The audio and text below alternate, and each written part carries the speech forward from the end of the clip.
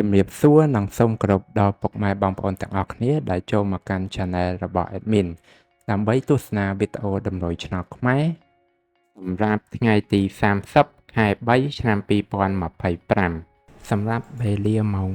1 ម៉ោង 3 និងម៉ោង 6 ដូច្នេះកុំបង្អង់យូរសូមពុកម៉ែបងប្អូនកលេចមកមើលតម្រុយ2លេខ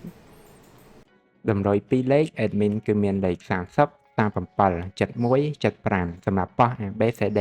បន្តមកគឺខ្ទង់ O ខ្ទង់ O Admin គឺ O នៅខ្ទង់30និងខ្ទង់7សម្រាប់ប៉ោះ ABCD ដូចគ្នា